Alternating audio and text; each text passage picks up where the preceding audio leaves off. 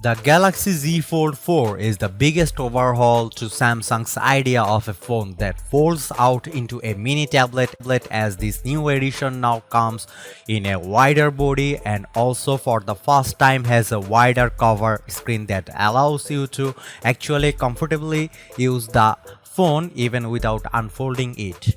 Compare these to previous generations of the Fold series that comes with a narrower body and a cover screen with a weirdly narrow aspect ratio that made typing on it almost impossible, and you will truly appreciate this difference that might seem small at first. The Fold 4 also comes with one of the best Snapdragon processors in recent years, the Snapdragon 8 Plus Gen 1, which gives it a welcome boost in performance, and on top of that it upgrades the camera system with a more capable main camera and a 3x telephoto lens that enables 30x digital zoom. And in a few important software tweaks like a PC-like fixed taskbar that allow you to multitask better than on any other phone, and this is certainly the most mature edition of this type of foldable. But is that enough of a reason to upgrade? Naysayers will quickly point out that the battery size and charging speeds remain the same, and the overall experience has not really changed drastically. Let's take a closer look and find out. While the Fold 4 and Fold 3 may look similar from afar, turn on the screen and you will notice the differences. The cover screen is wider, a huge improvement from the narrow screen Samsung used before that made typing super hard and even apps looked weird on it. Of course, this change affects the main screen as well. It's still technically a 7.6-inch one, same diagonal measurement as before, but it's more squarish looking and the actual viewing area is bigger because of that. For reading books or browsing the web, this is just perfect. While for watching videos, you will notice a bit more of those black bars around the video, but overall we think this is big improvement from before. The new Fold 4 is also a bit less thick and weighs a bit less. The difference is hardly noticeable unless you actually measure it, but it is a little thing that shows Samsung's commitment to perfecting every detail, which we appreciate. Other things to note are the IPX8 water resistance rating, the same one as last year. Keep in mind that the Fold 4 and Fold 3 are both water resistant but not resistant to dust, which remains the biggest danger to the folding phones. So if you go out in the wild or work in a dusty environment, you should keep that in mind. Also, the new under-display camera, it's still not quite invisible, but it's far less noticeable than before. Image quality also appears to be better, but more on that below. One inconvenience remains though, it's still almost impossible to unfold the phone with just one hand. You need to use both hands, and this can be annoying when you need to unfold the device in a hurry. In terms of biometrics, nothing has changed. You still have the fingerprint scanner embedded in the power button on the side. That worked great on the Fold 3, works great on the Fold 4 as well. Considering the premium price, we are happy to see that Samsung made zero compromises with the components of Fold 4. All buyers, regardless of their country, will get the latest and most powerful Snapdragon 8 Plus Gen 1 processor on the new Fold. This is great news for those who live in the UK and Europe, where Samsung S series flagships usually get the less powerful Exynos processor. Compared to the Fold 3, which runs on the Snapdragon 888 chip, it's not a huge jump in performance, but a welcome boost nonetheless. Both the Fold 4 and Fold 3 come with 12GB of fast LPDDR5 RAM of all models. Even the base model has 256GB UFS 3.1 storage, which is definitely plentiful. The Fold 4 is also available with 512 GB, and you also have a 1TB model, a first for a Samsung foldable. Neither of the two folds supports microSD cards, in case you are wondering. The Z Fold 4 comes with new Android 12L on the board and One UI 4.1.1 on top of that.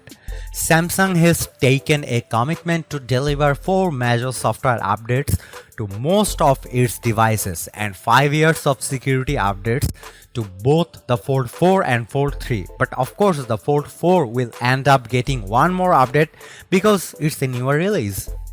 The coolest new software feature has got to be the fixed taskbar, which like what you have on a traditional PC.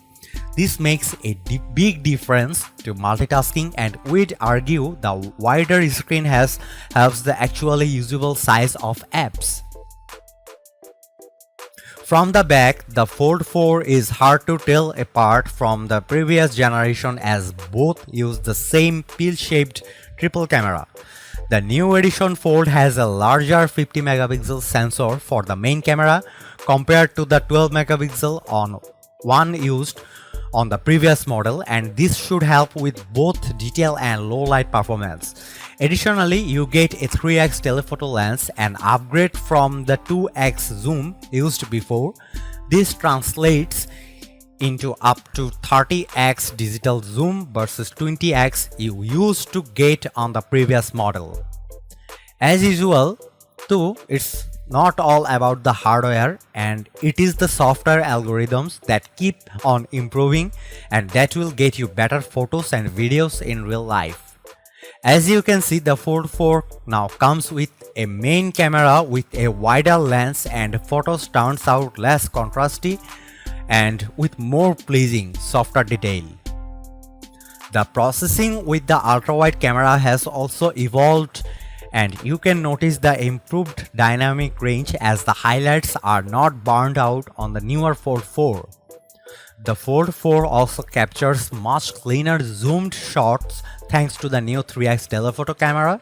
The Fold 4 can zoom digitally up to 30x, while the Fold 3 maxes out at 10x digital zoom, and the difference is quite striking at 10x. Both phones do a great job separating the subject from the background in portrait mode, but the color science of the Fold 4 is improved, and you can see the true color of greenery in the first shot. Having 3x zoom allows you to capture close-up portraits, while the previous gen Fold captures 2x portrait photos. The Fold 4 also has 2 selfie cameras, which is the same approach as the previous generation. You have a traditional punch hole camera on the cover screen, while the big screen actually has one of those newer cameras that are hidden under the screen. On the last year Flip 3 model, the area around that under display appeared pixelized, and it kind of ruined the effect a bit.